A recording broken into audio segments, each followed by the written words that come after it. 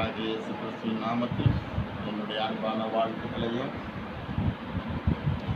கர்த்தருடைய பரிசுத்த நாமத்தில் தேவனுக்கு ஸ்தோத்திரத்தையும் ஏறெடுத்து உங்களை ஆசீர்வதிக்கிறேன்.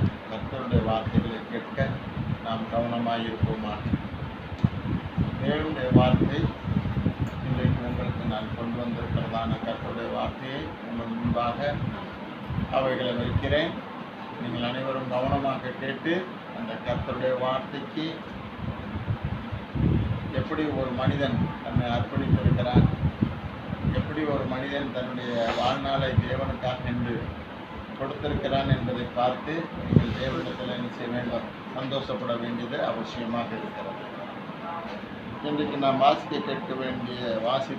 கேட்க வேண்டியதான தேவ வசனம் ஆபத்தின் புஸ்தகம்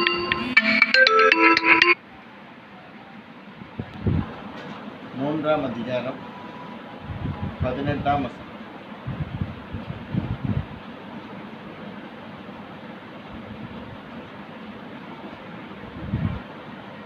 ஆபகுக் என்று சொல்லுகிற புஸ்தகம் 3ஆம் அதிகாரம்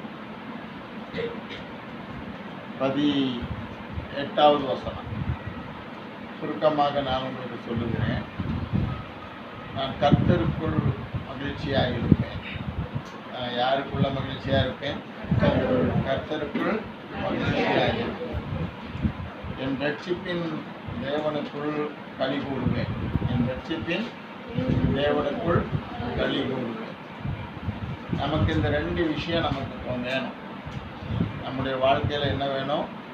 ஒன்று, கடவுள் யார் என்று தெரிந்து கொள்ளணும். ரெண்டாவது, அந்த கடவுளுடைய இருந்து நமக்கு வேண்டியது என்னது? கடவுளிடத்திலிருந்து வருகிற மகிழ்ச்சி. எல்லாரும் சொல்லுங்க, கடவுளிடத்திலிருந்து வருகிற மகிழ்ச்சி நமக்கு வேண்டும். மூன்றாவது என்னது? அவரை இடத்துல களி கூற வேண்டும். என்ன களி கூறுதல் சொன்னால், கர்த்தர் எனக்கு இதை தந்தார்னு சொல்லி தேவனை 4 பேருக்கு முன்பாக புகழ்ந்து அவரை பாடி அவரை கீர்த்தனம் பண்ணி அவர் என்ன எனக்கு செய்தார் என்பதை 4 பேருக்கு நம்ம என்ன செய்யணும்? சொல்லக்கூடியவர்களாக மாற வேண்டும். அதுதான் நான் கர்த்தருக்குள் மகிழ்ச்சியாக இருப்பேன், என் தேவனுக்குள் களி கூறுவேன். அப்போ இந்த தேவனுக்குள் களி கூறுகிற மனுஷர்கள் இன்றைக்கு உலகத்தில் இல்லை. கர்த்தருக்குள் மகிழ்ச்சியாக இருக்கிற பிள்ளைகளும் இன்னைக்கு இல்லை. இவனுடைய வாழ்க்கையில் எப்படிப்பட்டதான நேரத்தில் இவன் மகிழ்ச்சியாக இருக்கிறான்னு தெரியுமா? இவனுடைய வாழ்க்கையில் ஒரு 6 விஷயங்கள் இவனுக்கு துப்புரவாகவே இல்லை. 6 விஷயங்களும் இவனுக்கு இருந்தது. 6 காரியங்கள் இவனுடைய வாழ்க்கையில் இருந்தது. என்னெல்லாம் இருந்தது தெரியுமா? இவனுடைய வாழ்க்கையில் கொஞ்சம் மேலே போய் வாசித்தீங்கன்னா, 17ஆம் வசனம் வாசித்தீங்கன்னா, அது சொல்லிப்பேன், அத்தி மர தோப்பு இருந்தது. என்ன தோப்பு இருந்தது?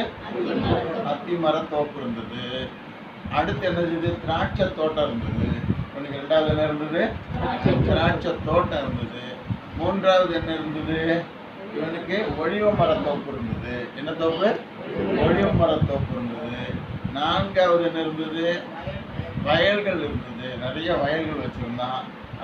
5வது என்ன வச்சிருந்தான்? ஆடுகள் நிறைய மந்தையா என்ன செய்தான்? வச்சிருந்தான். 6வது மாடு என்ன இருந்தது? மாட்டு தொழுவங்கள் என்ன செய்தது? பல தொழுவங்கள் இருந்தது.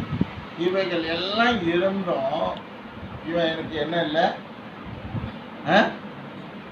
என்ன இல்லை? சந்தோஷம் இல்லை.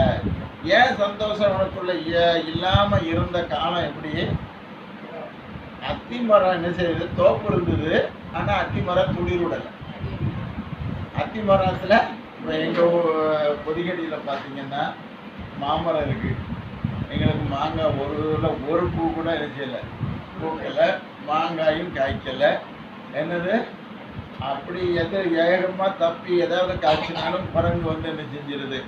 அதை பறித்து தூர போட்டுட்டு பல்லு குச்சமான உடனே தூர போட்டுட்டு போயிடும். மாங்காய் இந்த வருஷம் என்ன செய்யலை? இல்லை. அப்போ வாழ்க்கையில் எப்படிப்பட்ட ஒரு அனுபவம் இருக்குது?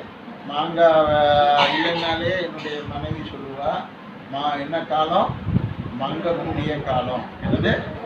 மங்கக்கூடிய காலம் அப்படின்னு அவர்களுக்கு மூதாதையர்களுடைய பழமொழிகள், பெரியவர்கள் சொன்ன வார்த்தை உண்டு. மாங்காய் இல்லைன்னா என்ன காலம்?